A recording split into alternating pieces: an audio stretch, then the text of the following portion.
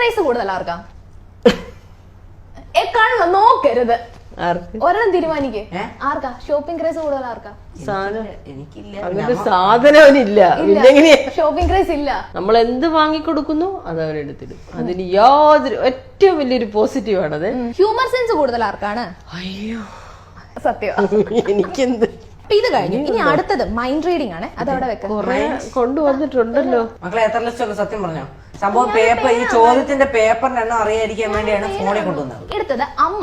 ഞാൻ ഓരോ ക്വസ്റ്റ്യൻസ് ചോദിക്കും. അമ്മ അൽസാബിത്ത് കാണാതെ അതിന്റെ ഉത്തരം എഴുതണം. എന്നിട്ട് ആ ഉത്തരം അമ്മ എഴുതി കഴിഞ്ഞ അൽസാബിത്ത് പറയണം അത് ശരിയാണോ സത്യമാണോ എന്നുള്ള കാര്യം. അപ്പൊ അമ്മ എത്രത്തോളം മകൻ മനസ്സിലാക്കിയിട്ടുണ്ടെന്നാണ് അതിനർത്ഥം. അമ്മയുടെ ഫേവറേറ്റ് ഫുഡ് അമ്മ എഴുത.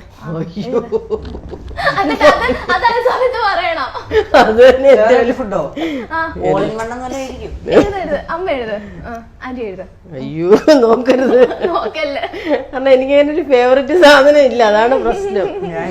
എന്നാലും ഒരു സാധനം ഇപ്പൊ രണ്ടുപേരും കൂടി ഇരിക്കുമ്പോ അമ്മയ്ക്ക് അത് ഇഷ്ടം. എല്ലാ ദിവസവും അമ്മമാരെപ്പോഴും മക്കൾക്ക് വേണ്ടി ഉണ്ടാക്കി കൊടുക്കും. അമ്മമാർക്ക് ഒരു ഫേവറേറ്റ് കാണുമല്ലോ ഒരു ഫുഡ്. അമ്മയെ ആലോചിച്ചിട്ടായിരുന്നു. അപ്പൊ ഞാൻ എന്താ ചെയ്തു? അമ്മ എഴുതി പൊറോട്ടയും പാലും പഞ്ചാരി.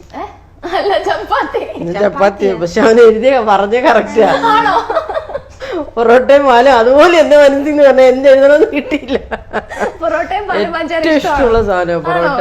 ചൂട് പൊറോട്ടയിലും പാലൊഴിച്ച് പഞ്ചസാര ഇട്ട്. പക്ഷെ സമ്മതിക്കില്ല ഷുഗർ ഉള്ളത്. കഴിക്കാൻ സമ്മതിക്കത്തില്ല. ആഗ്രഹം പറയാല്ലോ. അമ്മയുടെ ആന്റിയുടെ ഫേവറേറ്റ് സോങ് പാട്ട്, ഇഷ്ടമുള്ള പാട്ട്, ഏറ്റവും ഇഷ്ടമുള്ള പാട്ട്. ഏറ്റവും ഇഷ്ടമുള്ള പാട്ട് അതാവും പ്രശ്നമാവില്ലേ? ഓൾഡ് മാപ്പിള പാട്ടെന്ന് ഞാൻ പറയാം. Old Malayala song or old Mappila പാട്ട്. അല്ലാഹുവിന്റെ അതന്നെ മാപ്പിളപ്പാട്ടെന്നൊക്കെ പറയുമ്പോ അള്ളാഹുവിന്റെ. അത് എപ്പോഴും ഞാൻ ഇവിടെ ഇടുവേ. അതുകൊണ്ട് അതും അപ്പൊ അതിലും 2 പോയിന്റ്, 2 മാർക്ക് വാങ്ങിച്ചിരിക്കുന്നത്. മൂന്നാമത്തേത് ഇഷ്ടമുള്ള മലയാളത്തിലെ ഒരു നടൻ, ഏറ്റവും ഫേവറേറ്റ് നടൻ മലയാളത്തില്.